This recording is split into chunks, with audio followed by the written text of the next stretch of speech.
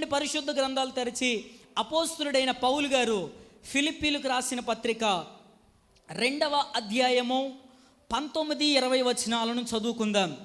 అందరూ కూడా మీ పరిశుద్ధ గ్రంథాలు తెరిచి అపోస్తలుడైన పౌలు ఫిలిప్పీలకు రాసిన పత్రిక 2వ అధ్యాయము 19-20 వచనాలు నేను చదువుతాను. అందరూ కూడా నాతో కలిసి మాటలు చెప్పండి. నేనును మీ క్షేమము తెలుసుకొని ధైర్యము తెచ్చుకొను నిమిత్తము తిమోతిని శీఘ్రముగా మీ యొద్దకు పంపుటకు ప్రభువైన యేసునందు నిరీక్షించుచున్నాను. మీ క్షేమ విషయమై నిజముగా చింతించువాడు అతని వంటి వాడెవ్వడును నా యొద్ద లేడు. ఆమేన్. దేవుడు ఈ లేఖన భాగాల్లో నుండి మనందరితో కూడా మాట్లాడి మనలను బలపరుచునుగాక. ఈ పత్రికను అపోస్తలుడైన పౌలు గారు రచించడం జరిగింది. ఫిలిప్పీలో ఉన్న సంఘానికి ఈ పత్రిక రాశారు. ఇంతకీ పౌలు గారు ఎవరు? క్రొత్త నిబంధనలో ఆధ్యాత్మిక జీవితంలో, భక్తి జీవితంలో దేవుని సువార్త కొరకు బహు విరివిగా వాడబడిన అద్భుతమైన గొప్ప సేవకుడు పౌలు గారు. ఆ పౌలు గారు ఇక్కడ మనం చదివిన 2వ అధ్యాయం 19-20 వచనాల్లో తిమోతి అనే భక్తుడు గురించి మాట్లాడుతూ ఉన్నాడు. నా వైపు చూస్తూ సమాధానం చెప్పండి. ఈ పత్రిక రాసింది ఎవరు? పౌలు గారు రాశారు. ఈ మనం చదివిన వచనాల్లో ఎవరి గురించి మాట్లాడుతున్నాడు? తిమోతి గురించి. మరొకసారి అడుగుతున్నాను, నా వైపు చూస్తూ చెప్పండి. ఈ పత్రిక ఎవరు రాశారు? ఈ వచనాల్లో ఎవరి గురించి మాట్లాడుతున్నారు? తిమోతి గురించి మాట్లాడుతున్నాడు. జాగ్రత్తగా వినండి. ఈ తిమోతికి ఈ పత్రిక రాసే సమయానికి ఆయన వయసు ఎంత అనేది స్పష్టంగా మనకు తెలియదు, కానీ తిమోతి గారు దేవుని సేవలోకి వచ్చింది, పరిచర్యలోకి వచ్చింది మాత్రం యవ్వన కాలంలో వచ్చాడు. చెప్పండి, ఏ కాలంలో వచ్చాడు? యవ్వన కాలంలో దేవుని పరిచర్య చేయడానికి, సేవ చేయడానికి వచ్చాడు. అయితే ఇక్కడ ఒక అద్భుతమైన విషయం ఏంటంటే, పౌలయ్య గారు సామాన్యమైన భక్తుడు కాదు. ఇక్కడ మీలో ఎవరిని అడిగినా, అయ్యా పౌలు గారు గొప్ప సేవకుడండి, గొప్ప సువార్థికుడండి, చాలామందికి వాక్యం చెప్పాడండి, పౌలు గారి గురించి మాకు తెలుసండి అని పౌలు గురించి ప్రతి ఒక్కరు కూడా మాట్లాడతాం. అయితే ఇక్కడ శ్రేష్టమైన విషయం ఏంటంటే, అంత అద్భుతమైన, అంత గొప్ప సేవకుడైన, ఆ అపోస్తలుడైన పౌలు గారు యవనస్తుడైన తిమోతి గురించి మాట్లాడుతూ అంటున్నాడు, అయ్యా తిమోతి వంటి వాడు ఎవడు కూడా నా దగ్గర లేడు. అబ్బా, ఎంత అద్భుతమైన సాక్ష్యాన్ని ఇచ్చాడో చాలా జాగ్రత్తగా వినాలి. గొప్ప సేవకుడు ఒక చిన్న యవన కాలంలో ఉన్న యవన దైవజనుడైన తిమోతిని పట్టుకుని మాట్లాడుతున్న మాట, అతన్ని వంటి వాడు ఎవడును నా యొద్ద లేడు. పౌలు గారి దగ్గర కొన్ని వందల మంది సేవకులు ఉన్నారు. చాలా జాగ్రత్తగా వినాలి. యవన కాలంలో ఉండి సేవ చేస్తున్న సేవకులు ఉన్నారు, నడిప్రాయంలో ఉండి సేవ చేస్తున్న సేవకులు ఉన్నారు, పౌలు గారి సమకాలిక వయసులో ఉండి సేవ చేస్తున్న సేవకులు కూడా ఉన్నారు. అంతమంది ఉన్నప్పటికీ కూడా వీళ్ళల్లో యవన కాలంలో ఉన్న వాళ్ళని కానీ, నడిప్రాయంలో ఉన్న వాళ్ళని కానీ, పౌలు గారి సమకాలిక వయసులో ఉన్న వాళ్ళని కానీ వీళ్ళెవ్వరి గురించి మాట్లాడతలేదు పౌలు గారు. కేవలం తిమోతి గురించే ఈ అద్భుతమైన సాక్ష్యాన్ని ఇచ్చాడు.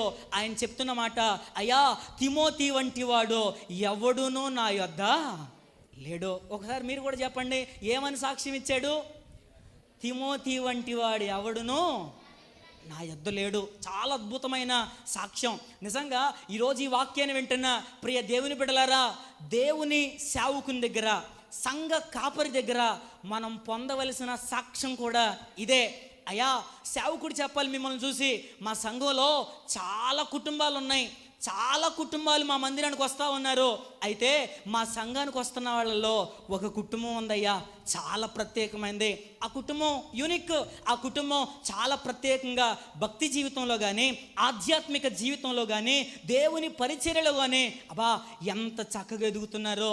మా సంఘంలో పలానా భార్య భర్తలు ఉన్నారయ్యా, వాళ్ళకి అసలు దేవుడు అంటే ఎంత ఇష్టమో, ఎంత ప్రాణమో, దేవుని పని అన్నా, దేవుని సేవ అన్నా మేమున్నామయ్యా, మేము పరిచర్య చేస్తామయ్యా, మేము సేవ కొరకు మేము కూడా ఖర్చు అయిపోతామయ్యా అని మాట్లాడే వాళ్ళు ఉన్నారయ్యా. మా మా సంఘంలో చాలామంది యవనస్తులు ఉన్నారు. ప్రత్యేకంగా ఒక యవనస్తుడు ఉన్నాడు. ఆ యవనస్తుడికి పరిచర్య అంటే ఎంత ప్రాణమో, దేవుని పని అంటే, దేవుని సేవ అంటే ఎంత ఇష్టమో, ఎంతగా దేవుని కొరకు వాడబడతారో. మా సంఘాల్లో యవనస్తురాళ్ళు ఉన్నారయ్యా. పలానా యవన బిడ్డ అసలు ప్రేమ అంటే, మర్యాద అంటే, ఆత్మీయత అంటే, వినయం అంటే, విధేయత అంటే అసలు ఆమెను చూస్తేనే కనిపించేస్తుందని మన సంఘ కాపరి నిన్ను చూసి ఆ సాక్ష్యాన్ని చెప్పాలి. గట్టిగా స్తోత్రం చెప్పండి. అయితే ఈరోజు నా ప్రశ్న ఏంటంటే, దైవజనుడో సంఘ కాపరి నిన్ను చూసి ఆ సాక్ష్యం చెప్పగలడా? సేవకుడు నిన్ను గురించి, నీ జీవితాన్ని గురించి ఆ విధమైన సాక్ష్యాన్ని చెప్పగలిగితే ప్రైజ్ ద లార్డ్. సంఘ కాపరి దగ్గర నీవు ఆ విధమైన సాక్ష్యాన్ని పొందుకుంటే దేవునికి స్తోత్రం. ఒకవేళ సాక్ష్యాన్ని పొందుకోకపోతే అటువంటి సాక్ష్యం కలిగిన వారిగా మనమంతా కూడా మార్చబడుదుము గాక. కొంచెం పెద్దగా చెప్దామా? ఆమేన్, హల్లెలూయా. సాక్ష్యాన్ని పొందేవారిగా ఉండాలి. ఇక్కడ అపోస్తలుడైన పౌలు తిమోతి గురించి సాక్ష్యం చెప్తా ఉన్నాడు. అయ్యా, తిమోతి వంటి వాడు ఎవడునో నా యొద్ద లేడు. అయ్యా, మీ దగ్గర ఉంది ఒకళ్ళు ఇద్దరు ముగ్గురే నా సేవకులు? లేదు, నా దగ్గర 100 మంది సేవకులు ఉన్నారు. అంతేకాదు, నా వాక్యం ద్వారా, నేను చెప్పిన మాటల ద్వారా యేసయ్య వైపు తిరిగి రక్షించబడిన వారు కొన్ని లక్షల మంది ఉన్నారు. అంతమందిలో కూడా ప్రత్యేకంగా పౌలు గారు మాట్లాడుతున్నారు, తిమోతి వంటి వాడు ఎవరు లేడయ్యా. నిజంగా ఎంత గొప్ప సాక్ష్యాన్ని తిమోతి పౌలు దగ్గర పొందుకున్నాడో. ఈరోజు మరలా నేను అడుగుతా ఉన్నాను, నిన్ను చూసి సంఘం ఎదుట, సమాజం ఎదుట, దేవుని ఎదుట సేవకుడు చెప్పే సాక్ష్యం ఏంటి? అయ్యా, పలానా కుటుంబం ఉందయ్యా, ఎప్పుడు చూసినా గొడవలే, ఎప్పుడు చూసినా ఏదో ఒక కొట్లాటలే, ఎప్పుడు చూసినా ఏదో ఒక సమస్యలే, అక్కడ మాటలు ఎక్కడ చెప్పి, ఎక్కడ మాటలు అక్కడ చెప్పి ఆ జుట్టుకు ఈ జుట్టుకి ముడేసేవాళ్ళయ్యా. సంఘంలో ఎన్నో సమస్యలకు కారణమవుతున్నారయ్యా. సంఘంలో ఎన్నో ఇబ్బందులు తీసుకొస్తున్నారయ్యా. సంఘంలో ఎన్నో గొడవలు తీసుకొస్తున్నారయ్యా అని నిన్ను చూసి దైవజనుడు అసలు ఇలాంటి వారు మందిరానికి రాకుండా ఉంటే మంచిది అని ఒకవేళ సేవకుడు నిన్ను చూసి విసిగిపోయి ఇలాంటి సాక్ష్యం ఇస్తే ఏంటి నీ పరిస్థితి? ఈరోజు దేవుని బిడ్డలుగా దైవజనుడి దగ్గర, దైవ సేవకుడి దగ్గర, సేవకురాల దగ్గర మనం పొందవలసిన సాక్ష్యం ఏంటో తెలుసా? అయ్యా, మా సంఘంలో పలానా కుటుంబం ఉంది, భక్తి అంటే అసలు ఎంత ప్రేమో, ఆత్మీయత అంటే ఎంత ఇష్టమో, ప్రార్థన అంటే ప్రాణం పెట్టేస్తారయ్యా, దేవుని సేవన్న, పరిచర్య అన్న ఎంతగా పరుగులు పెడతారో, వారి ధనాన్ని, వారి సమయాన్ని వారే దేవుని కొరకు ఖర్చు అయిపోతారు. హల్లెలూయా. ఇలాంటి సాక్ష్యం సేవకుడు నిన్ను చూసి చెప్పాలి. ఆమెన్ చెప్తారా గట్టిగా? ఆమెన్, హల్లెలూయా. ఇలాంటి సాక్ష్యాన్ని పొందుకునే వారిగా ఉండాలి. అయితే ఈ మాట చూస్తున్నప్పుడు నాకు ఇంకా ఆశ్చర్యాన్ని కలిగించే మాట, పౌలు ఎక్కడా, తిమోతి ఎక్కడా? పౌలు గారి భక్తి ఎక్కడా, తిమోతి భక్తి ఎక్కడా? అసలు పౌలు గారి వయసు ఎక్కడా, తిమోతి గారి వయసు ఎక్కడ? అప్పటికి బహుశా సుమారుగా పౌలయ్య గారి వయసు 60 సంవత్సరాల దాకా ఉండొచ్చు. అంత పెద్ద వయసు కలిగిన పౌలు చిన్నవాడైన యవనస్తుడైన తిమోతి గురించి ఇస్తున్నాడు సాక్ష్యం. అతని వంటి వాడు ఎవడు నా యొద్ద లేడు.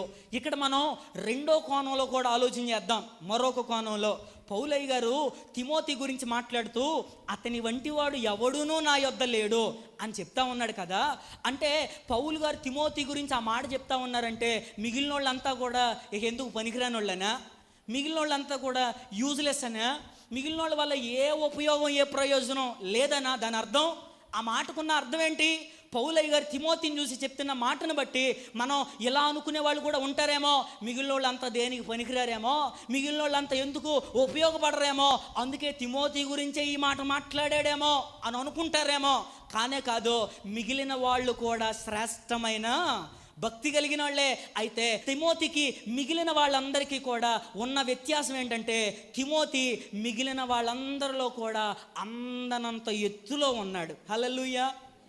అర్థమైంది అనుకుంటున్నాను. అంటే మిగిలిన వాళ్ళ భక్తికి తిమోతి భక్తికి, మిగిలిన వాళ్ళ ప్రార్థనకి తిమోతి ప్రార్థనకి, మిగిలిన వాళ్ళ పరిచర్య సేవా విధానానికి తిమోతి పరిచర్య సేవా విధానానికి ఎన్నెన్నో వ్యత్యాసాలు ఉన్నాయి. వాళ్ళందరికంటే అందని ఎత్తులో ఒక మంచి అద్భుతమైన స్థాయిలో తిమోతి గారు ఉన్నట్లుగా వాక్య భాగంలో చూస్తూ ఉన్నాం. గొప్ప సాక్ష్యాన్ని నిజంగా నేను ఇప్పటికీ చాలాసార్లు ఈ మాట పలుకుతూ వచ్చాను, తిమోతి వంటి వాడు నా యొద్ద ఇంకెవడు లేడు. అంటే ఇన్నిసార్లు పలకడంలో నా ఉద్దేశం ఏంటంటే, పౌలు గారు అంత ప్రాముఖ్యత ఇచ్చి మాట్లాడుతూ ఉన్నాడు, అంత ప్రత్యేకంగా ఫిలిప్పీ సంఘంతో మాట్లాడుతూ తిమోతి గురించి మాట్లాడుతున్నాడు.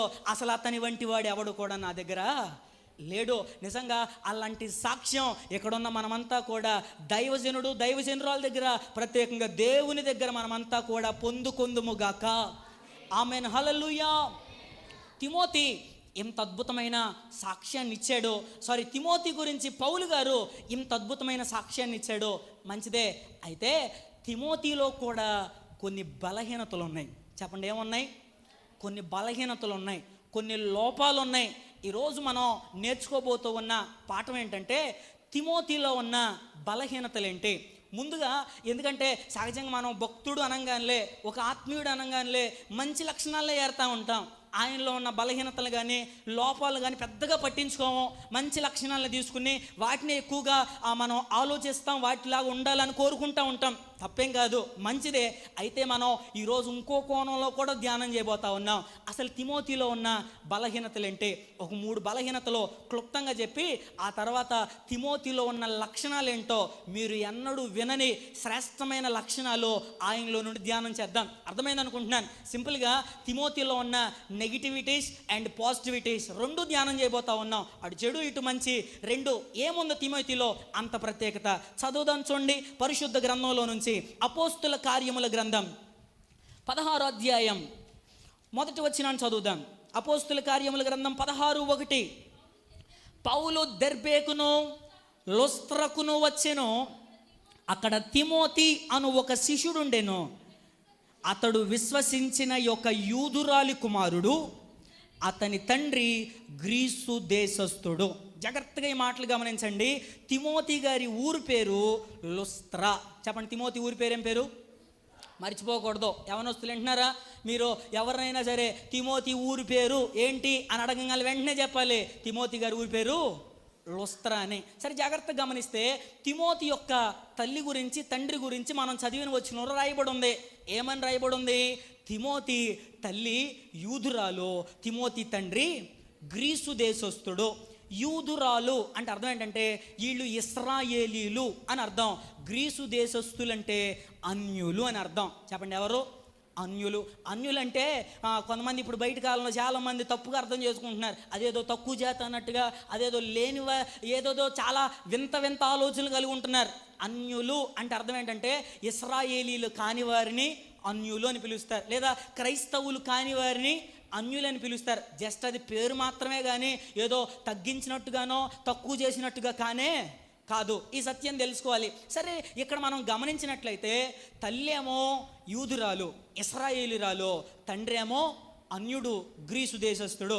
వాక్యాన్ని ప్రకారంగా ఇశ్రాయేలీలకు దేవుడిచ్చిన నియమ నిబంధనల ప్రకారంగా ఇశ్రాయేలీలనే వివాహం చేసుకోవాలి. చెప్పండి, ఎవరిని వివాహం చేసుకోవాలి?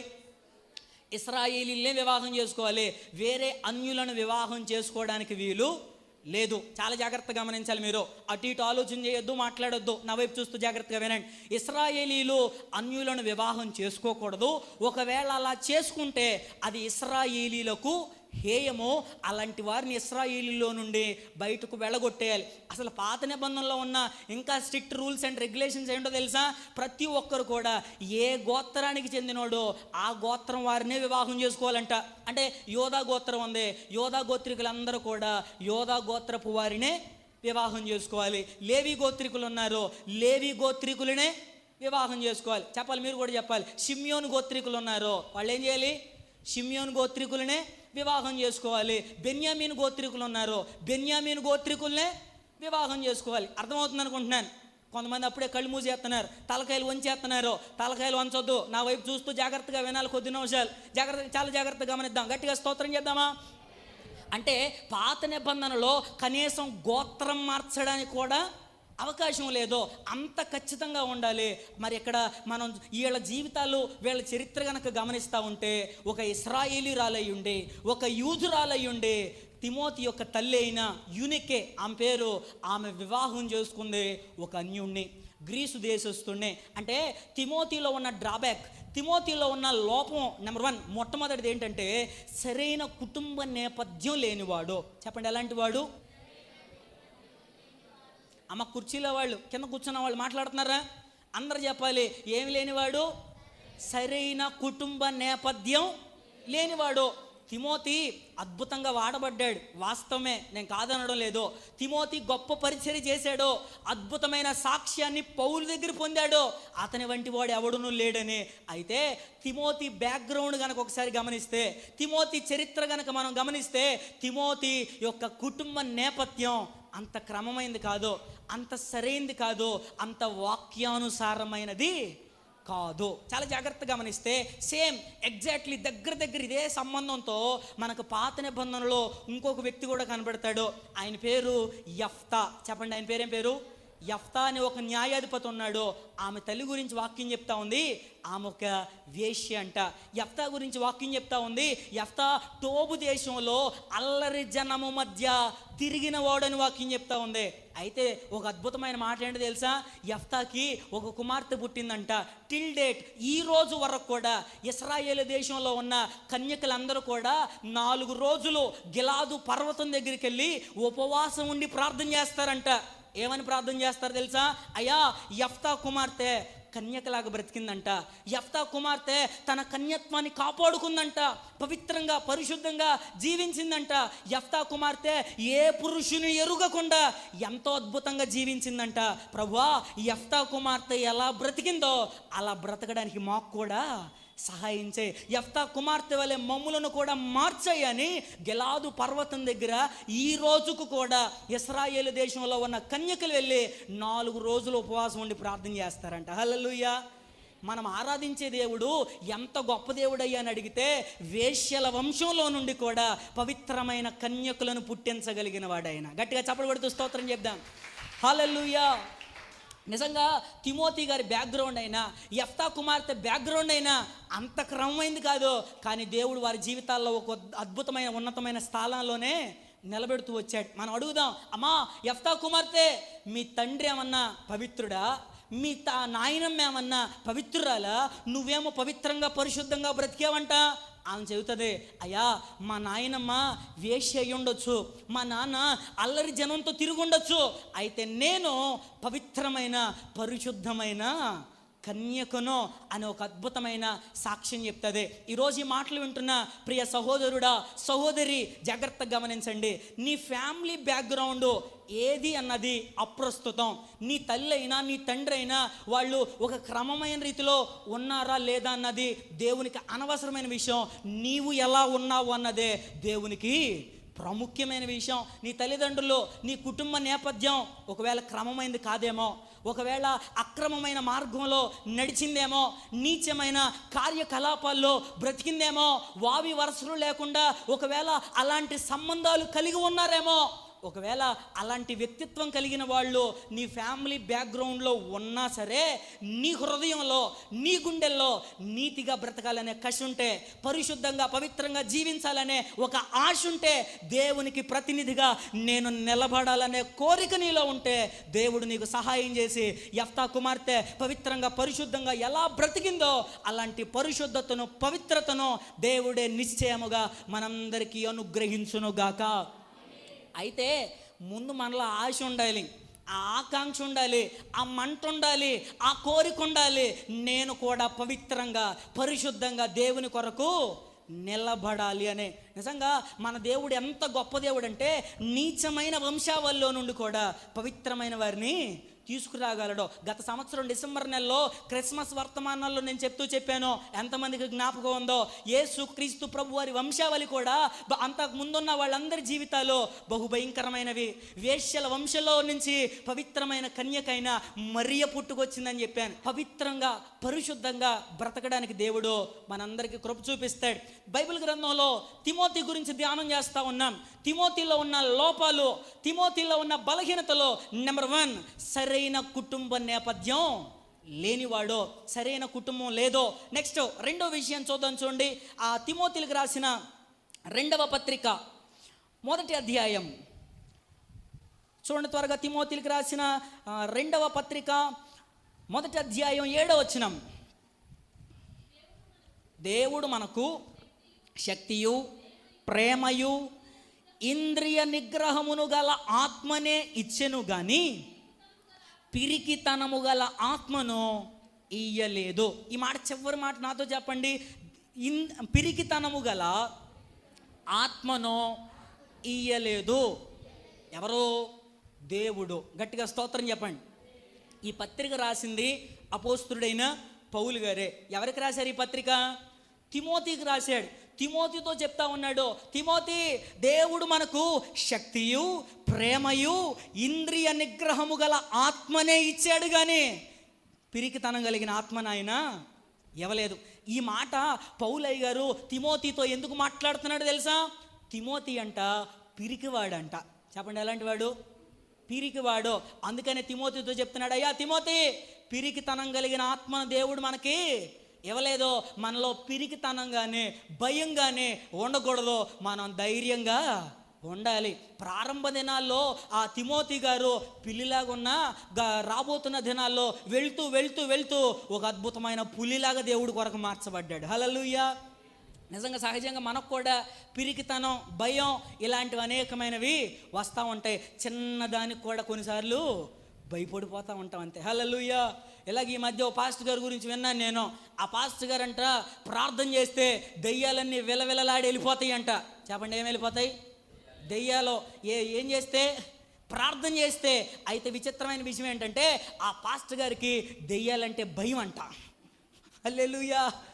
అర్థమైందా?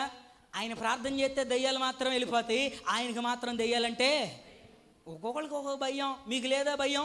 కొంతమందికి బల్లి అంటే భయం, కొంతమందికి కప్పలంటే భయం. హల్లెలూయా. మా చెల్లెలు గారు ఉంది, మా చెల్లెలు గారికి కప్పలంటే మహాభయం. హల్లెలూయా. చెప్దాం గట్టిగా హల్లెలూయా. కొంతమందికి కుక్కలంటే భయం. ఎందుకు? బండి మీద వెళ్తా ఉంటే మాటికి వచ్చి మధ్యలో దూరిపోతున్నాయి, ఎక్కడొచ్చి పడగొట్టేస్తాయో కుక్కలంటే భయం.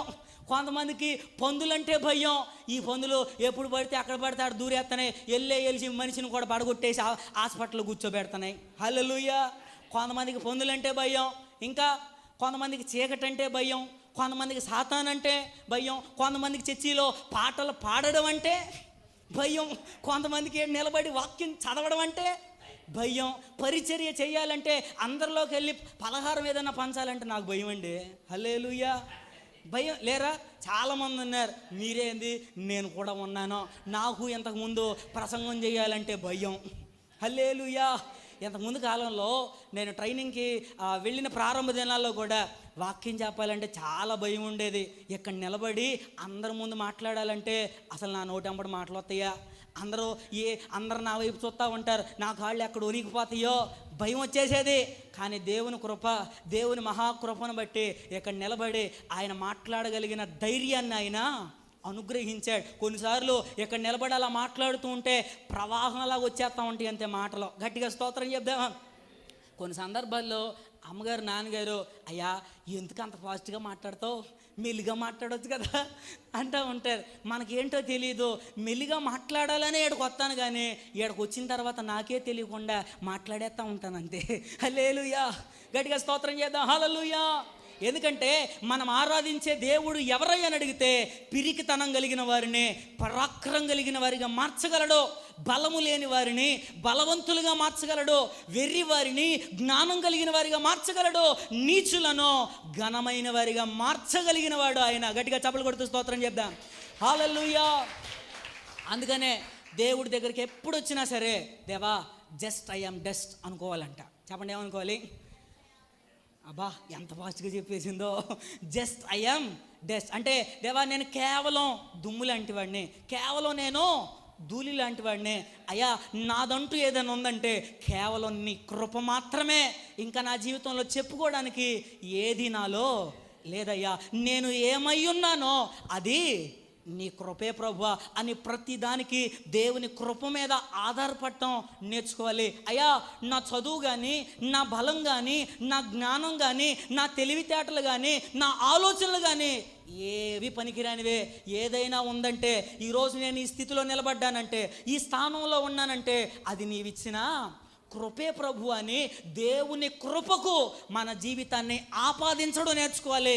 అలా ఎప్పుడైతే దేవునికి ఆపాదించుకుంటామో మన బలహీనతలన్నింటినీ తొలగిస్తాడో, మనలను బలవంతులుగా చేస్తాడు, జ్ఞానవంతులుగా చేస్తాడో, శక్తివంతులుగా చేస్తాడో, అనేకులు ఆశ్చర్యపడేలాగా దేవుడు మనలను వాడుకోవడం ప్రారంభిస్తాడు. అంతేగాని నాకు ఇదిగో నేను ఏంటో తెలుసా, నా రేంజ్ ఏంటో తెలుసా, మా కులం ఏంటో తెలుసా, మా గోత్రం ఏంటో తెలుసా, హడావిడి చేసామనుకోండి అడ్రస్ లేకుండా పోతాం అంతే. గట్టిగా స్తోత్రం చెప్పండి. హల్లెలూయా. ఎప్పుడు కూడా ఏమీ లేని దాన్ని బట్టి అయ్యో నాకేదో ఉందని ఊహించుకోవద్దు.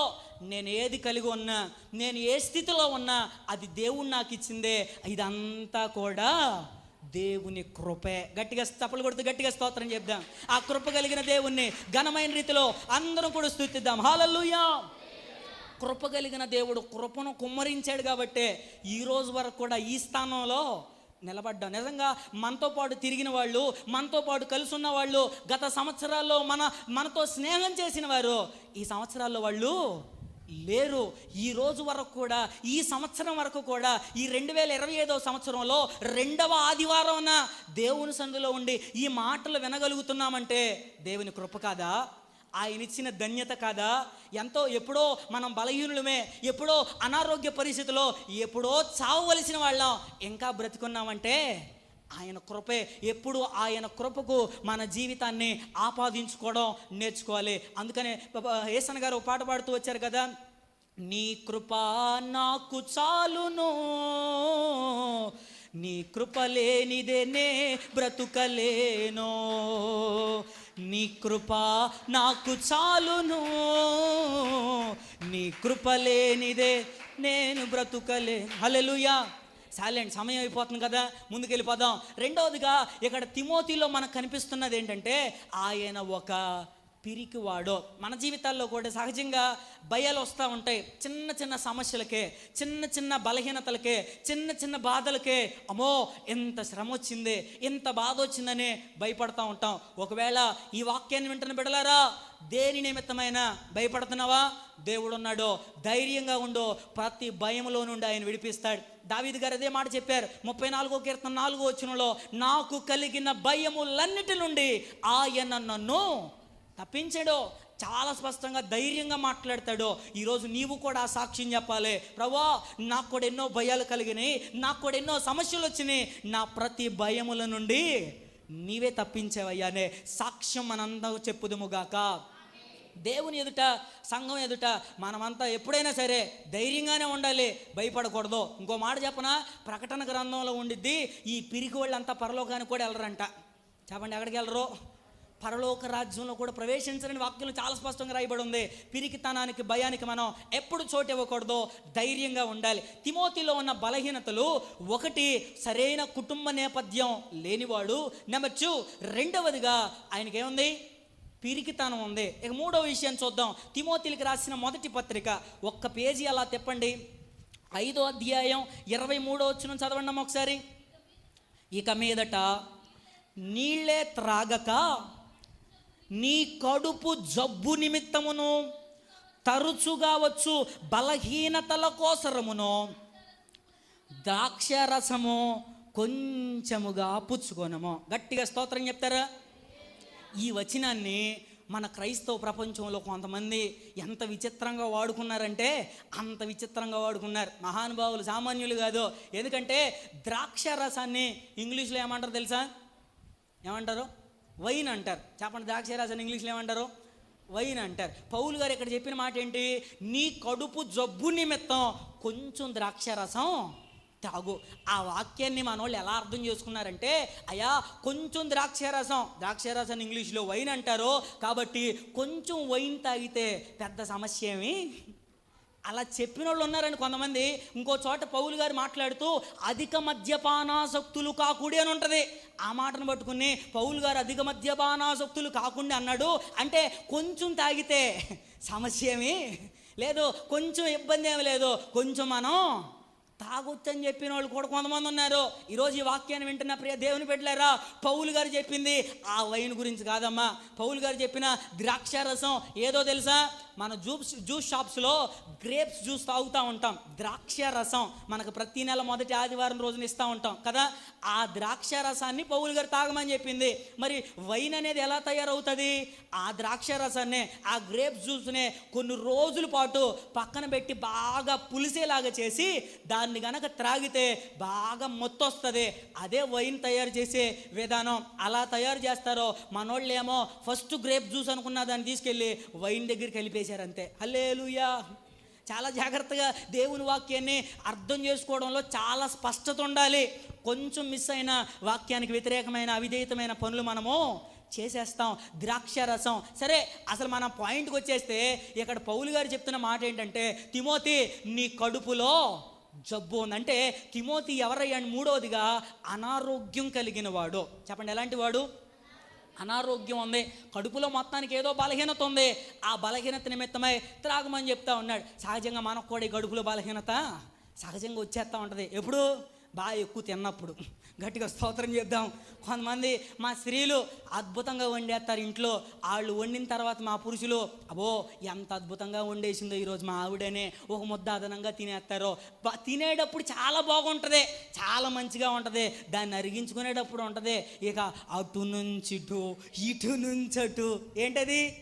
వాకింగ్. ఏ కింగో మరి మొత్తం తగ్గించుకోవడానికి ఈ పనులన్నీ. గట్టిగా స్తోత్రం చేద్దాం. హల్లెలూయా. నేను భీమవరంలో ట్రైనింగ్ చేస్తూ ఉన్నప్పుడు ఆ భీమవరం వీరమ్మ పార్క్ అని ఒకటి ఉండేది. బాగా వినండి, ఒక చిన్న విషయం చెప్తాను. ఆ వీరమ్మ పార్కులో మధ్యలో బాగా నీళ్లుండి చక్కగా చుట్టూ ఒక రౌండ్ వేసేలాగా నడిచేలాగా ఏర్పాటు చేశారు. మేము అప్పుడప్పుడు వారానికి 2 వారాలకు ఒకసారి అలా వెళ్ళి వస్తూ ఉండేవాళ్ళం పార్క్ దగ్గరికి. అక్కడికి వెళ్ళేసరికి పెద్ద పెద్ద పర్సనాలిటీ కలిగిన వాళ్ళంతా, సైజులు కలిగిన వాళ్ళంతా ఈ చుట్టూ రౌండ్లు వేస్తూ ఉంటారు. వాళ్ళందరం చూసి ఎందుకురా బాబు ఈ తిప్పలని అనుకునేవాడిని. ఏమండి, ఎక్కువ తిని బాధలు పడతాం ఎందుకు?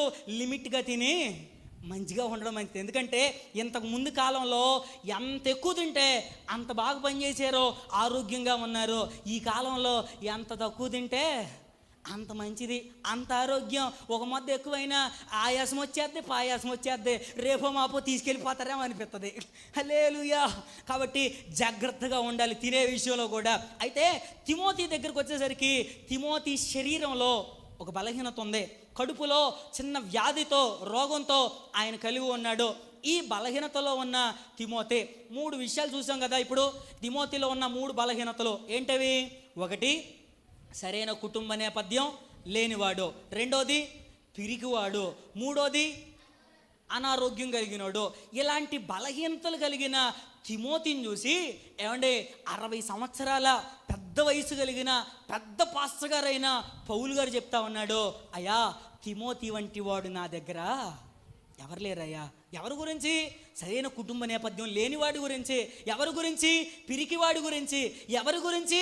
అనారోగ్యంతో ఉన్న తిమోతిని చూసి పౌలు తెలియపరుస్తున్న మాట, అయ్యా తిమోతి వంటి వారు ఎవరు కూడా నా దగ్గర లేరయ్యా. నిజంగా కొన్ని సందర్భాల్లో వాక్యం గమనిస్తూ ఉంటే వీడు దేనికి పనికిరాడో, వీడు అనారోగ్యం కలిగినాడో, వీడు రోగిస్తాడు అని అనుకున్న వాళ్ళనే దేవుడు బలమైన పాత్రలుగా, ఘనమైన పాత్రలుగా అయినా వాడుకుంటా వచ్చాడు. ఇప్పటి వరకు మనం వింటా వచ్చాం పౌలు గారు గొప్ప భక్తుడని.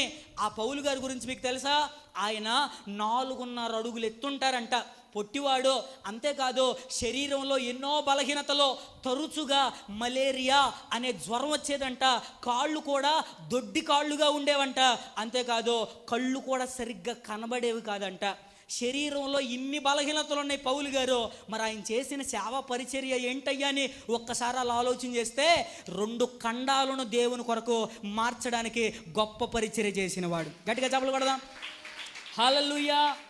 2 ఖండాలనే ఆసియా, యూరప్ ఖండాలను దేవుని వైపుకు త్రిప్పినవాడు అపోస్తులుడైన పౌలు గారు. ఎవరి అపోస్తులుడైన పౌలు?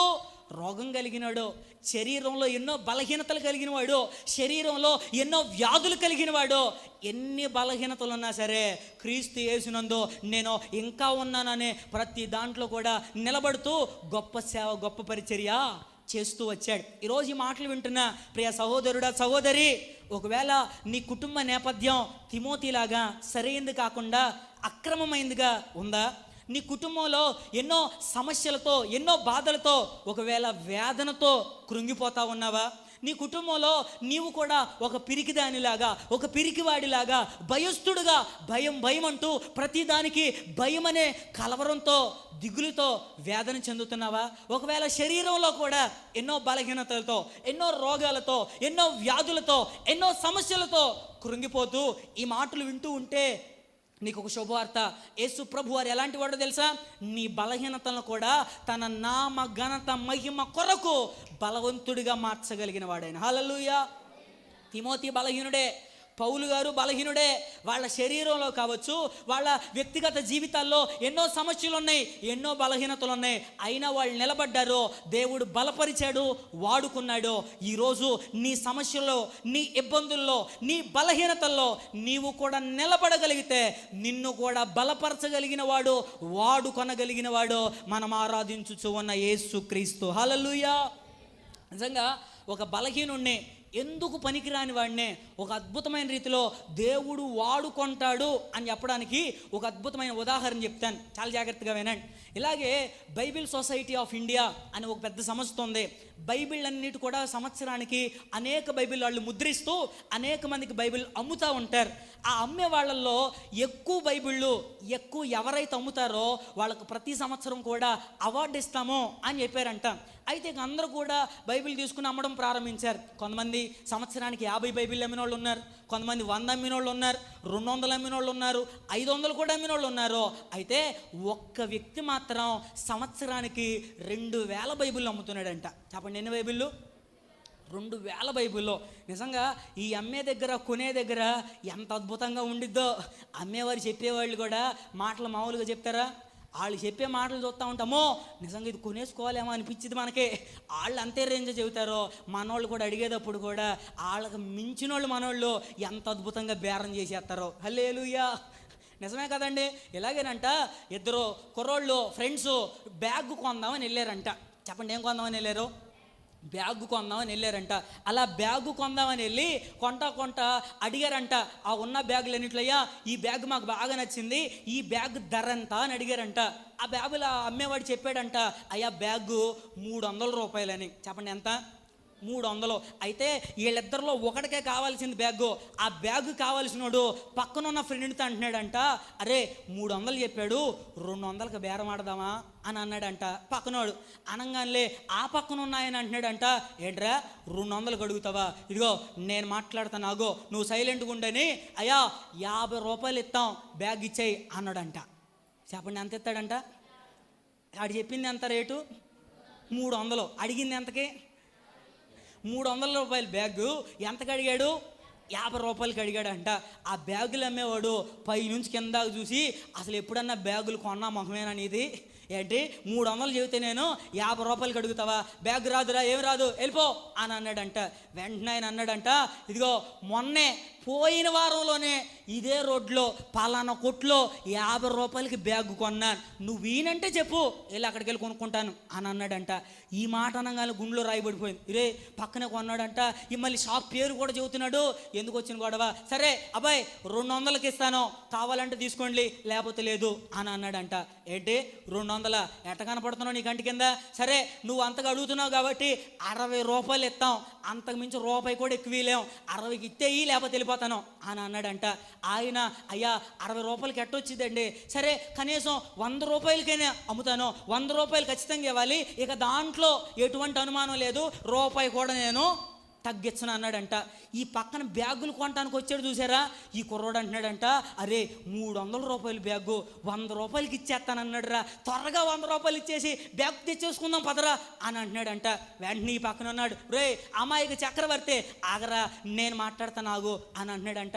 మళ్ళీ మాట్లాడతాం ప్రారంభించాడు. ఇదిగో 100 కాదు, ఏం కాదు, 70 రూపాయలు ఇస్తాను, అసలు 50 దగ్గర నుంచి 70 దాకా వచ్చాను, 70 ఫైనల్, ఇస్తే ఈ లేకపోతే లేదు అని అన్నాడు. అయ్యా అలా కాదు, సరే 80 రూపాయలు ఇవ్వండి, ఆ 80 రూపాయలకి బ్యాగ్ ఇచ్చేస్తాను అన్నాడంట. చివరికి 75 రూపాయలు ఫైనల్ అని ఆయన చేతులు పెట్టి బ్యాగ్ తీసుకుని బయటకు వచ్చేసారంట. గట్టిగా స్తోత్రం చెప్దామా? హల్లెలూయా. ఎంత బ్యాగు? 300. బేరం ఆడింది ఎంతకి? 75 రూపాయలకి. కొని బయటకు వచ్చిన తర్వాత ఆ పక్కన ఉన్నవాడు అంటున్నాడంట, ఒరే ఈ రోజు నా డబ్బులు నువ్వు చాలా మిగిల్చావు, నేను బిర్యానీ హోటల్కి తీసుకెళ్తాను పదరా, నీకు పార్టీ ఇస్తాను అని అన్నాడంట. నిజమే, కొన్ని సందర్భాల్లో ఈ బేరం ఆడే దగ్గర మామూలుగా ఉండదు. మా పురుషులకి పెద్దగా బేరం ఆడతాం రాదు, కానీ వాళ్ళు ఎంతంటే అంత ఇచ్చొచ్చేయడమే తెలుసు. మీ ఆడవాళ్ళు బేరం ఆడతారండి, సామాన్యంగా ఉండదు. హల్లెలూయా. షాపుకి వెళ్తే తెలిసిద్ది. ఆ షాపోడు ఆడు చెబితే 500 చెబితే 100 రూపాయలకు అడుగుతారు మీరు డైరెక్ట్గా, అంతే దెబ్బకి ఆడు ఇవ్వడమా పోవడమా. హల్లెలూయా. అంత అద్భుతంగా ఉంటుంది. ఎందుకంటే అమ్మే దగ్గర సహజంగా ఇలాంటి తెలివితేటలు వాడుతూ ఉంటారు. అమ్మేవాళ్ళు ఆ విధమైన టాలెంట్లు ఉపయోగించి మా ఫెయిర్ అండ్ లవ్లీ వాడారంటే నల్లగా ఉన్న మీ ముఖం తెల్లగా వచ్చేద్ది, లేదా యాడ్లు. ఎందుకంటే అమ్మేవాడు ఆడు అమ్ముకోవాలి, కొనేవాడు కూడా అలాగే కొనాలని. అంత అద్భుతంగా జరుగుతూ ఉంటుంది. అందరూ కూడా అదే అనుకుంటున్నారంట. ఈ 2000 రూపాయలు బైబిల్ అమ్మినోడు అసలు ఏ మాటలు చెప్పుకుంటాడో, ఎంత తెలివిగా సంవత్సరానికి ఎవడమ్మట్లేదు ఇన్ని బైబిళ్ళు, 2000 బైబిళ్ళు అమ్మాడంటే ఎలా సాధ్యమైందని పిలిచారంట. పిలిచి, బాబా 2000 బైబిళ్ళు అమ్ముతున్నావు, నీలాగా మేము బైబిళ్ళు అమ్మలేకపోతున్నావు, అసలు ఏం చేస్తున్నావు ఏంటి అని అడుగుతున్నారంట. ఎంతకీ ఈ బైబిల్ 2000 అమ్మిన ఆయన ఏమన్నా మంచి మాటగారంటే ఈయన పెద్ద నెంబర్ 1 నత్తివాడంట. చెప్పండి, ఎలాంటి వాడు? నెంబర్ 1 నత్తివాడు. నోట్లో మాట, ఒక మాట చెప్పాలంటే 10 నిమిషాలు పట్టిద్దంట, అలా మాట్లాడేవాడు నత్తివాడు. ఆయన పిలిచారంట, అయ్యా అసలు ఏం చేస్తావు, ఎలా బైబిల్ అమ్ముతావు అంటే ఇక ఆయన చెప్పడం ప్రారంభించాడంట. వాళ్ళు వచ్చేసి అలా నిలబడంగానే ఈయన వెంటనే, అయ్యా నా చేతిలో బైబిల్ ఉంది, దీంట్లో ఒక వచనాన్ని చదివి వినిపిస్తాను అని అలా చెప్పేవాడంట. అందరికి ఆశ్చర్యం కలిగించేదంట. ఇదేంట్రా ఎంత విచిత్రంగా చెప్తున్నాడు వీడు, ఆ ఒక్క మాట చెప్పడానికే మనకు అంత రాదు కాబట్టి మనం స్పష్టంగా మాట్లాడుతున్నాం కాబట్టి మనకు రాలే. ఆయన చాలా అద్భుతంగా మాట్లాడతాడంట. 10 నిమిషాలు చెప్పాడంట బైబిల్లో ఒక వచనాన్ని చదివి వినిపిస్తానన్న మాట. 10 నిమిషాలు అయిపోయేసరికి వాళ్ళంతా, ఊరు నాయనో ఒక వచనం చదవడానికే 10 నిమిషాలు పట్టింది, ఆ వచనం చదువుతాననే చెప్పడానికే 10 నిమిషాలు పట్టింది, ఒక వచనం చదవాలంటే ఖచ్చితంగా గంట పట్టిద్దు అనుమానం లేకుండా. బాబా వద్దులే కానీ బైబిల్ ఎంతో చెప్పు అని అడిగేవాళ్ళంట. ఎంత కాదు సార్, 100 రూపాయలే అనేవాడంట. వెంటనే నీకు 100 కాదు 150 ఇచ్చినా తప్పులేదని చెప్పేసి బైబిల్ ఇచ్చి కొనుక్కుని వెళ్ళిపోయేవాళ్ళంట. గట్టిగా చప్పలు కొడుతూ స్తోత్రం చెప్పండి. హల్లెలూయా. ఏమండి, వాస్తవానికి మాట్లాడటం కూడా సరిగ్గా రాదు. నత్తివాడైనా సరే నేను నా దేవుని వాక్యాన్ని నమ్మాలి, నా దేవుని అనే వాక్యాన్ని అనేకులకు పంచిపెట్టాలనే ఒక ఆసక్తితో నిలబడ్డాడు. ఎవరు చేయలేనంత అద్భుతంగా బైబిల్ నమ్మాడు. గట్టిగా స్తోత్రం చెప్దామా? ఎందుకు చెప్పానంటే కొన్నిసార్లు మనం కూడా అలాగే, నాలో చాలా బలహీనతలు ఉండిపోయినాయి అయ్యా, నాలో ఈ సమస్య ఉంది, ఆ సమస్య ఉంది, ఈ బాధ ఉంది, ఆ బాధ ఉంది, నాకు అది ఉంది ఇది ఉందని చెప్పుకుని చేయవలసిన దేవుని పనిని మనము చేయకుండా వెనకాలేసి వచ్చేస్తూ ఉంటాం. మనకు సమస్యలున్నా, ఇబ్బందులున్నా, బలహీనతలున్నా మనం ధైర్యంగా నిలబడగలిగితే మన బలహీనతలనే దేవుడు బలములుగా మార్చి మన ద్వారా గొప్ప కార్యాలు ఆయన జరిగిస్తాడు అని చెప్పడానికి ఆయనే ఒక పెద్ద నిదర్శనం. నత్తివాడైనా సరే ఎవరు అమ్మలేనన్ని అన్ని బైబిల్లో సంవత్సరానికి 2000 అమ్ముతా వచ్చాడంట. ఈరోజు ఈ మాటలు వింటున్నా ప్రియ దేవుని బిడ్డలారా, నీలో ఉన్న సమస్యలను చూసి కృంగిపోవద్దు.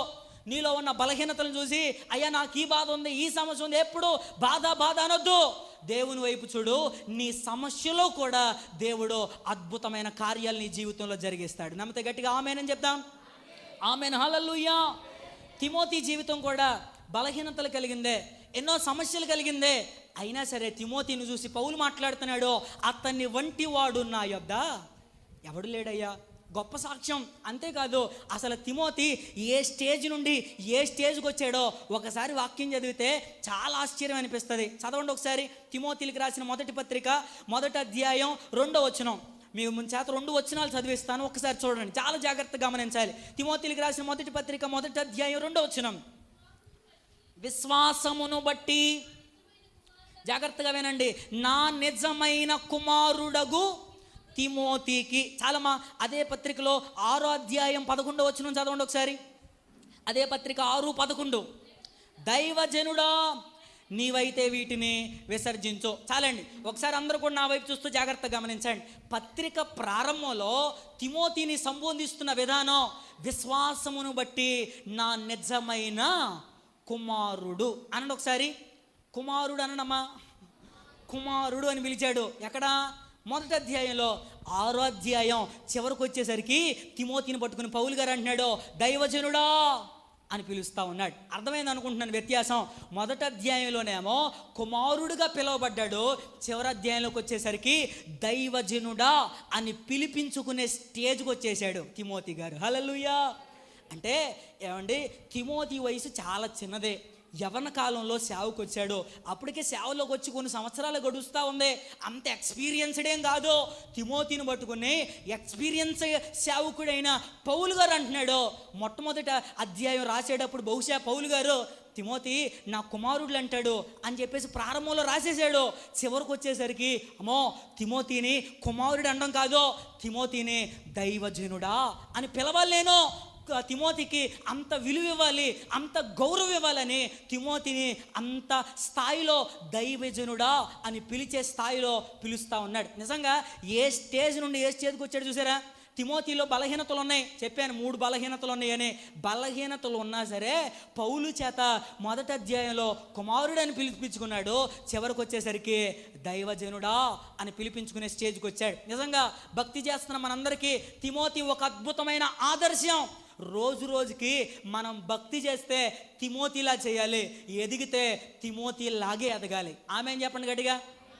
రోజు రోజుకి ఆత్మీయతలో, ప్రార్థనా జీవితంలో, వాక్య ధ్యానంలో, దేవునికి ఇచ్చే సమయంలో ప్రతిరోజు క్రమక్రమముగా మనము ఎదగాలే కానీ పడిపోయేవారిగా ఉండకూడదు, కూలబడిపోయేవారిగా ఉండకూడదు, జారిపోయేవారిగా ఉండకూడదు, తొలగిపోయేవారిగా ఉండకూడదు. దేవుని ఎదుట, దేవుని వాక్యం ఎదుట ప్రతిరోజు, వారంకి వారం, నెలకి నెల, సంవత్సరంకి సంవత్సరం గడిచే కొద్దికి మన ఆత్మీయ జీవితంలో, మన భక్తి జీవితంలో, మన ప్రార్థనా జీవితంలో, మన పరిశుద్ధతలో ఎదిగేవారిగానే ఉండాలి కానీ పడిపోయేవారిగా మనము ఉండకూడదు. గట్టిగా స్తోత్రం చెప్దాం. నిజంగా అటువంటి కృప ఇక్కడున్న మనందరికీ కూడా దేవుడు అనుగ్రహించునుగాక. ఆమెన్. హల్లెలూయా. తిమోతి అద్భుతమైన సాక్ష్యాలను పౌలు దగ్గర పొందుకున్నాడు. ఏమని పొందుకున్నాడు? 1, అయ్యా తిమోతి వంటి వాడు ఎవడును నా యొద్ద లేడయ్యా. 1. 2, కుమారుడే కాదు, తిమోతిని నేను దైవజనుడా అని పిలుస్తాను అని తిమోతి దైవజనుడా అని పిలిపించుకునే స్టేజ్కి, అంత గొప్ప స్థితికి తిమోతి గారు నడిపించబడతా వచ్చాడు. అసలు ఇంతకీ అన్ని మాటలు పౌలు తిమోతిని చూసి అనడానికి కారణాలేంటి? తిమోతిలో ఉన్న లక్షణాలేంటి? తిమోతిని చూసి అయ్యా ఎవడు లేడయ్యా ఇలాంటి వాడు, అసలు ఎంత గొప్ప సాక్ష్యం తిమోతి గురించి పౌలయ్య గారు ఇవ్వడానికి గల కారణాలేంటి? తిమోతిలో ఉన్న శ్రేష్టమైన లక్షణాలు త్వరగా 3 మాటలు అలా చూపించి నేను ముగించేస్తాను. చూడండి, పరిశుద్ధ గ్రంథంలో నుండే తిమోతిలకు రాసిన 2వ పత్రిక 3వ అధ్యాయం 14 వచ్చిన చదువుకుందాం. తిమోతిలకు రాసిన 2వ పత్రిక 3:14. క్రీస్తు యేసునందుంచవలసిన విశ్వాసము ద్వారా రక్షణార్థమైన జ్ఞానము నీకు కలిగించుటకు శక్తిగల పరిశుద్ధ లేఖనములను బాల్యము నుండే నీ వెరుగుదువు. హల్లెలూయా. జాగ్రత్తగా వినండి. మనం చదివిన వచనాల్లో పౌలు తిమోతి గురించి మాట్లాడుతున్నాడు. అయ్యా తిమోతి, నువ్వు ఎలాంటి వాడు అంటే రక్షణార్థమైన జ్ఞానాన్ని కలిగించే శక్తి కలిగిన పరిశుద్ధ లేఖనములను నీవు ఎరిగిన వాడవు. లేఖనం అనగా దేవుని వాక్యం. అంటే నీకు దేవుని వాక్యం తెలుసు. ఎప్పటి నుండి తెలుసు? బాల్యం నుండే తెలుసు. చెప్పాలి, ఎప్పటి నుండి తెలుసు అంట? జాగ్రత్తగా వినండి. అంటే తిమోతికి బాల్యం నుండే దేవుని వాక్యం పట్ల అవగాహన కలిగిన వాడు, బాల్యం నుండే దేవుని వాక్యంలో ఉన్న జ్ఞానం తెలిసినవాడు, బాల్యం నుండే దేవుని వాక్యాల్లో ఉన్న సత్యాలను నేర్చుకుని దేవుని వాక్యం పట్ల ఒక బలమైన పట్టు కలిగిన ఉన్నాడు. ఎప్పటి నుండి? బాల్యం నుండి. నిజంగా చాలా అద్భుతమైన విషయం. మొట్టమొదటిగా తిమోతిలో నుండి మనం నేర్చుకునే పాఠాలు ఏంటంటే, బాల్యం నుండే, చిన్న వయసు నుండే దేవుని వాక్యాన్ని తెలిసినవాడు. చెప్పండి, ఏం తెలిసినవాడు? దేవుని వాక్యాన్ని. కొంతమంది విశ్వాసులు ఉంటారు, మందిరానికి వచ్చి 10 సంవత్సరాలు అవుతూ ఉంటుంది, మందిరానికి వచ్చి 5 సంవత్సరాలు అవుతూ ఉంటుంది. వచ్చిన తర్వాత ఇక్కడ పాస్టర్ గారు, అమ్మా యోవేలు గ్రంథం 1వ అధ్యాయం 1వ వచనం తీయండి, అయ్యగారు పేజీ నెంబర్ చెప్పండి అయ్యగారు అంటారు. ఉన్నారు లేదా ఇలాంటి వాళ్ళు? కొంతమంది అసలు స్టార్టింగ్ మత్తయి సువార్త తీయాలంటే చాలా ఫాస్ట్గా తీసేస్తారు, ఆదికాండం తీయాలంటే చాలా వేగంగా తీస్తారు, కీర్తనలు కూడా చాలా ఫాస్ట్గా వచ్చేస్తాయి. ఎందుకంటే ఎక్కువ మనం కీర్తనలు చదువుతూ ఉంటాం కదా. అదే చిన్న ప్రవక్తలలో ఏదైనా ఒక పుస్తకం పేరు చెబితే ఆ పుస్తకం దొరక్క నానా తంటలే. హల్లెలూయా. కొంతమంది పాత నిబంధనలో ఉన్న పుస్తకాలన్నీ కొత్త నిబంధనలు ఎదుగుతూ ఉంటారు, కొత్త నిబంధనల పుస్తకాన్ని పాత నిబంధనలు ఎదుగుతారు. ఇంకొంతమంది అయితే ఇక ఇండెక్స్ కాగితం దగ్గరికి వెళ్తారు, ఎక్కడుందా ఈ పుస్తకం అని. గట్టిగా స్తోత్రం చెప్దాం. అమ్మా సంవత్సరానికి వచ్చి దేవుని మందిరానికి వచ్చి ఎన్ని సంవత్సరాలు అవుతుంది? అయ్యా 5 సంవత్సరాల నుంచి వస్తున్నానండి, 10 సంవత్సరాల నుంచి వస్తున్నానండి, కానీ ఇంకా ఏ అధ్యాయం ఎక్కడుందో, ఏ పుస్తకం ఎక్కడుందో మనకి తెలీదు. నీ భక్తి సంతకేళ్ళ. హల్లెలూయా. ఇంకెప్పుడు నేర్చుకుంటామండి వాక్యం? ఎన్నో సంవత్సరాల నుండి చదువుతూ, ఎన్నో సంవత్సరాలు వింటూ, చదువు వచ్చి కూడా ఏ పుస్తకం ఎక్కడుందో తెలియకపోతే ఇంకేమనాలి మనల్ని? వాక్యం ప్రతిరోజు చదవాలి. పుస్తకాల పేర్లు ఎంతమందికి వచ్చని అడిగితే చాలామందికి ఇంకా పుస్తకాల పేర్లు కూడా మా ప్రశాంతి మొన్న క్రిస్మస్కి అసలు అద్భుతంగా చెప్పేసింది, అంతే. గట్టిగా చప్పలు కొడదాం ఒకసారి. హల్లెలూయా. 66 పేర్లు నాన్ స్టాప్గా చెప్పేసింది. అలా చదవాలి. చిన్నపిల్లలు చదువుతున్నారా?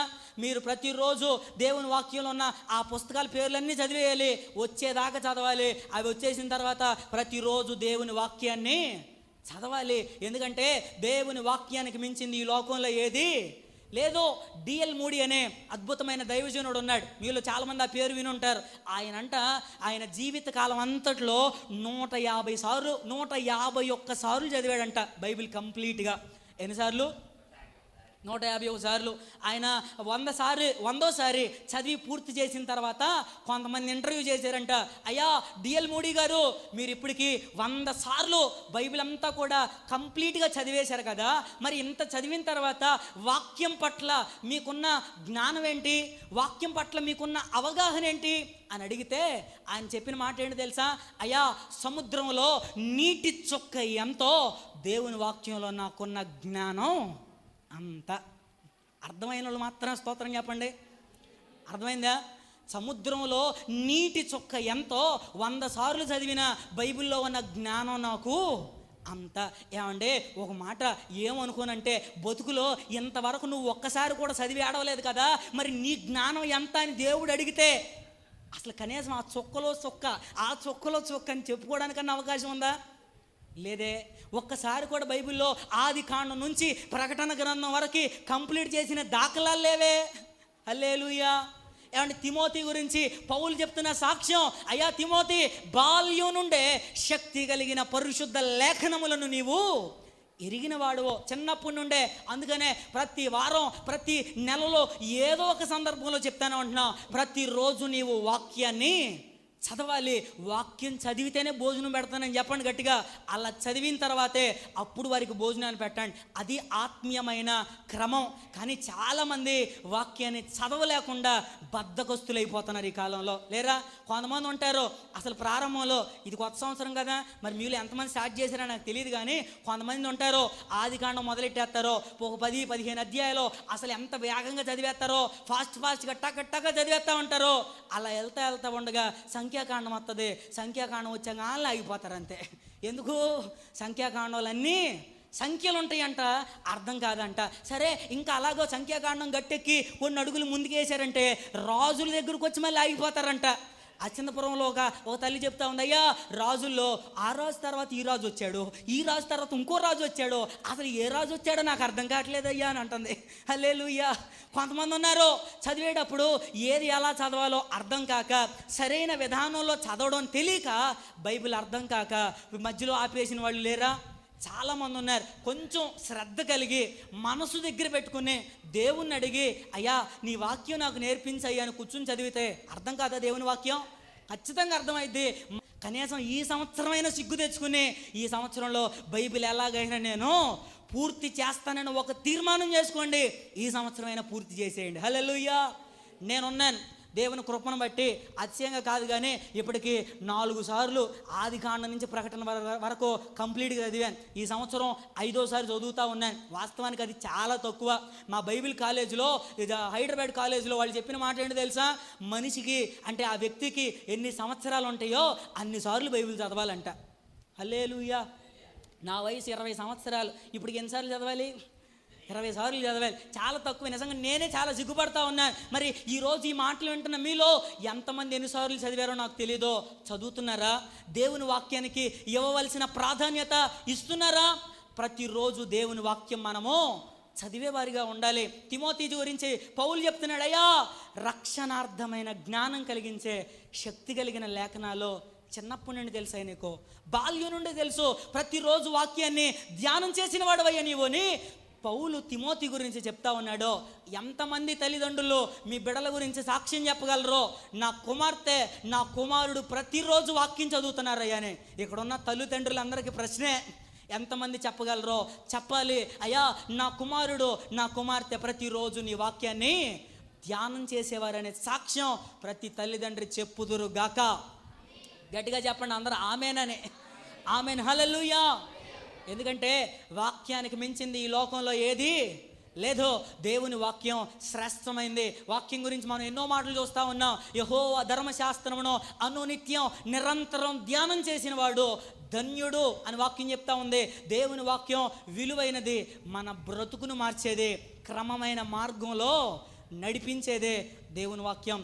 ఆ దేవుని వాక్యానికి ప్రాధాన్యత, ప్రాముఖ్యత ఇవ్వకపోతే మరి మనం దేనికి ఇస్తున్నాం? ఆలోచించాలి. ప్రతిరోజు దేవుని వాక్యాన్ని చదివేవారిగా ఉండాలి. తిమోతి బాల్యం నుండి చదివాడు. తిమోతియే కాదు, పాత నిబంధనలో దావీదు గురించి కూడా మనం చూస్తాం. దావీదు కూడా బాల్యం నుండే దేవుని వాక్యాన్ని ఎరిగినవాడు, చదువుతూ ఉన్నవాడు. ఆ దావీదు గారే 119వ కీర్తనలో ఆయన మాట్లాడుతుంటాడు, అయ్యా నీ ధర్మశాస్త్రం నాకెంతో ప్రియమైనది, దినమెల్లా నేను దానిని ధ్యానిస్తున్నాను అని మాట్లాడతాడు. అంటే దావీదు గారికి దేవుని వాక్యం ఎలా ఉందంటే ప్రియమైనదిగా ఉంది. చెప్పండి, ఎలా ఉంది? ప్రియమైనది అంటే అర్థం ఏంటంటే ఇష్టమైనది అని అర్థం. అంటే దేవుని వాక్యం ఇష్టం కాబట్టే దావీదు గారు ప్రతిరోజు దేవుని వాక్యాన్ని చదువుతున్నారు. మీలో కొంతమంది ప్రతిరోజు దేవుని వాక్యాన్ని ఎందుకు చదవలేకపోతున్నారు తెలుసా? దేవుని వాక్యం మీకు ఇంకా ప్రియమైనదిగా ఎంచలేదు కాబట్టే దేవుని వాక్యాన్ని ప్రతిరోజు మీరు చదవలేకపోతా ఉన్నారు. మీకు చాలా ప్రియమైనవిగా ఉంటాయి. కొంతమంది ఉంటారు సెల్ ఫోన్ ప్రియమైనదిగా ఎంచుతూ ఉంటారు, కొంతమంది టీవీని ప్రియమైనదిగా ఎంచుతారు, కొంతమంది యూట్యూబ్ని ప్రియమైనదిగా ఎంచుతున్నారు, కొంతమంది ఫేస్బుక్, కొంతమంది వాట్సాప్, కొంతమంది గ్రామం ఇన్స్టాగ్రాము వాళ్ళందరికీ ప్రియమైనది అయిపోతుంది. హల్లెలూయా. కొంతమందికి సినిమాలు, సీరియల్స్ ప్రియమైనవిగా ఉన్నాయి. ఈరోజు ఈ మాటలు వింటున్న బిడ్డలారా, నీకు ఏది ప్రియమైనదిగా ఉంది? దేవుని వాక్యమా, లోకపరమైనవా? ఈరోజు ఆలోచించాలి. ఒకవేళ లోకపరమైనవి గనక ఉంటే అవన్నీ తొలగించుకుని దేవుని వాక్యము మనమంతా కూడా ప్రియమైనదిగా ఎంచుదుముగాక. హల్లెలూయా. వాక్యం ప్రియమైనది ఎంచితే ప్రతిరోజు చదివేస్తావండి అంతే. ఇక ఏ రోజు మానవు, నువ్వు ఖచ్చితంగా కూర్చొని చదువుతావు. ఇప్పుడు ఇంట్లో నీ బిడ్డలంటో లేదా ఇంట్లో భార్య అంటే భర్త అంటో బాగా ఇష్టం అనుకోండి, ప్రతిరోజు మాట్లాడతారా లేదా? ఏ రోజన్నా మాట్లాడుకుంటూ ఉంటారా? ఉండరు. ఖచ్చితంగా మాట్లాడుతూ ఉంటారు. ఒకవేళ ఎవరైనా ఫ్రెండ్స్ బాగా ఇష్టమైన వాళ్ళు అయితే ఫ్రెండ్స్తో కూడా ప్రతిరోజు మాట్లాడుతూ ఉంటారు. ఎందుకు మాట్లాడతారు? ఇష్టమైన వారు కాబట్టి. ఈరోజు వాక్యం కూడా మనకు అలా ఇష్టమైంది అయితే ప్రతిరోజు ఖచ్చితంగా మనము చదువుతాం. అసలు సంవత్సరానికి ఒకసారి కాదు, ఇంకా బాగా ఇష్టం ఉంటే 2 సార్లు కూడా చదివి పూర్తి చేస్తాం అంతే. గట్టిగా స్తోత్రం చెప్దాం. ఒకసారే కష్టం అయిపోతుంది అయ్యా, ఇంకా 2వ సారి అంటావా అని అంటున్నారు కొంతమంది చూపులు అలాగే ఉన్నాయి. సరే కనీసం ఒక్కసారి అయినా చదవండి. తిమోతి గురించి మనం ధ్యానం చేస్తూ ఉన్నాం. 1 తిమోతి ఎలాంటి వాడంటే దేవుని వాక్యాన్ని ఎరిగినవాడు. ఎప్పటి నుండి? బాల్యం నుండి. 2వ మాట చూద్దాం, చూడండి. తిమోతిలో ఉన్న 2వ లక్షణం. కొరింథీయులకు రాసిన మొదటి పత్రిక 4వ అధ్యాయం 17వ వచనాన్ని చదువుకుందాం. కొరింథీయులకు రాసిన మొదటి పత్రిక 4:17. ఇందు నిమిత్తము ప్రభువునందు నాకు ప్రియుడును, జాగ్రత్తగా వినండి, నమ్మకమైన నా కుమారుడునకు తిమోతి. చాలండి. ఇక్కడ రెండవ లక్షణం, తిమోతిని చూసి పౌలు చెప్తున్న మాట ఏంటో తెలుసా? అయ్యా, తిమోతి నాకు ప్రియుడు. ప్రియుడు అంటే ఇష్టమైన వాడు. అంతేకాదు, ప్రియుడితోనే ఆగిపోలా. ఆయన చెప్తా ఉన్నాడు, తిమోతి ఎలాంటి వాడు అంటే నమ్మకమైన వాడు. చెప్పండి, ఎలాంటి వాడు? నమ్మకమైన వాడు. తిమోతిలో ఉన్న రెండవ లక్షణం నమ్మకత్వం కలిగి ఉన్నాడు. ఈరోజు ఈ మాటలు వింటున్న బిడ్డలారా, నమ్మకస్తులుగా దేవుని ఎదుట, సేవకుని ఎదుట, సంఘంలో, ప్రత్యేకంగా కుటుంబంలో కూడా భార్యాభర్తలు ఎదుట నమ్మకంగా బ్రతకడం మనము నేర్చుకోవాలి. అపనమ్మకస్తులుగా ఉండకూడదు.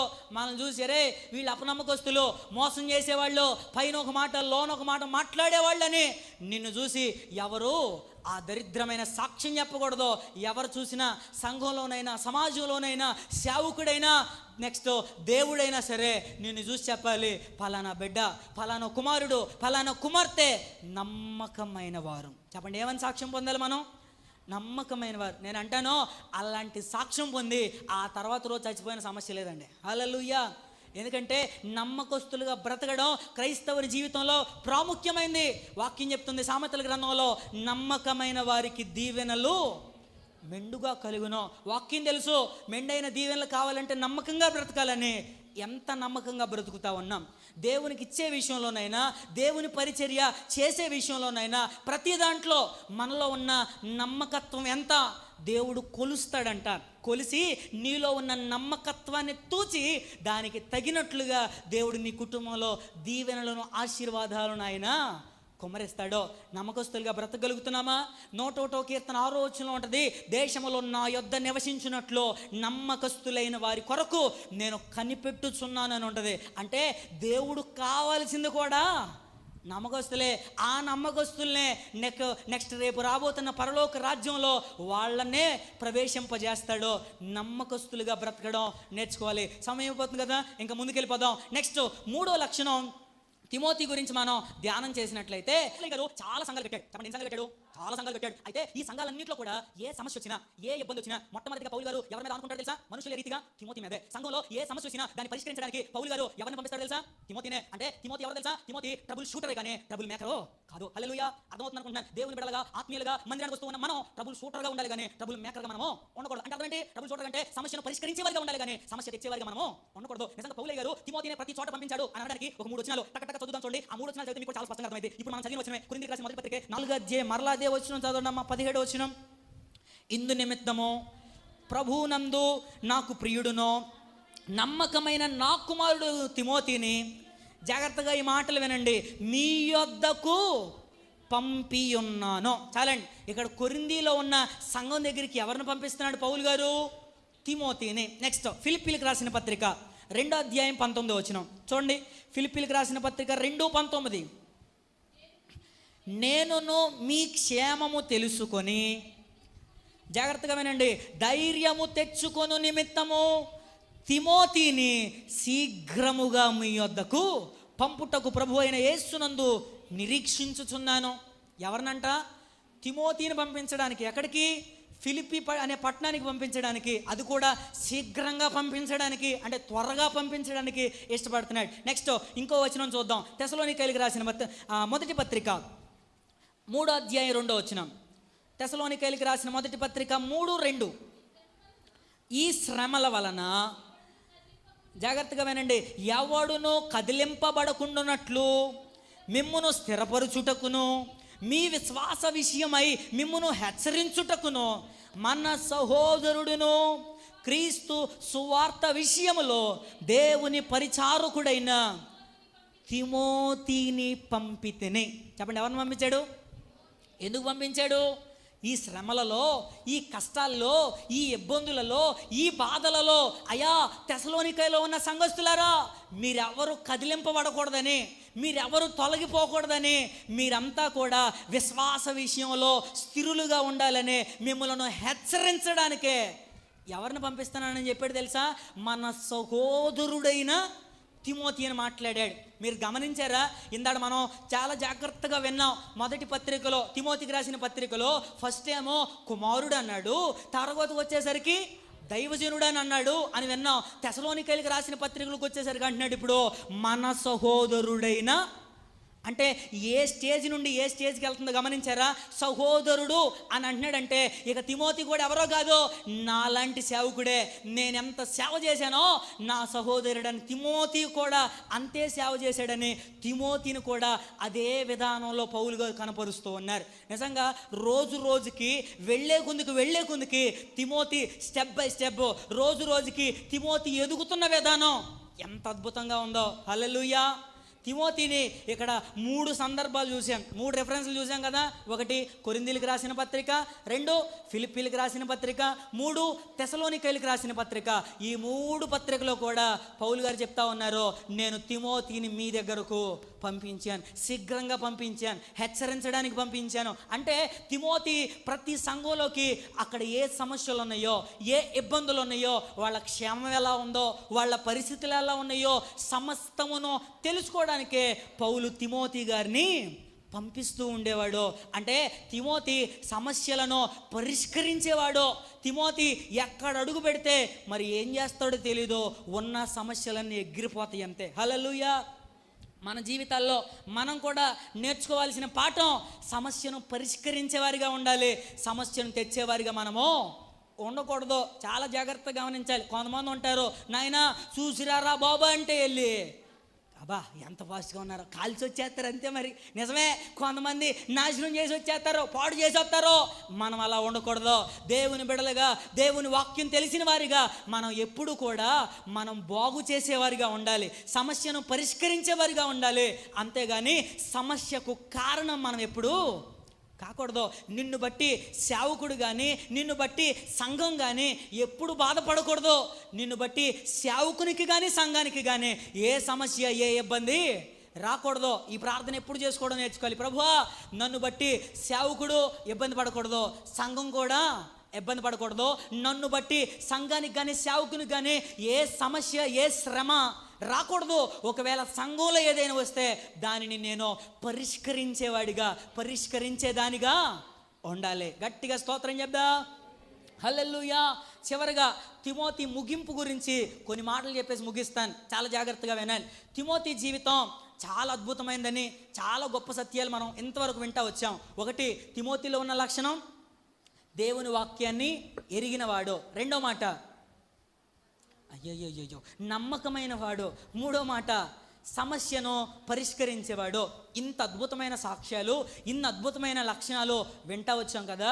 ఈ తిమోతి జీవితం, ఆయన ముగింపు ఎలా ముగించబడింది?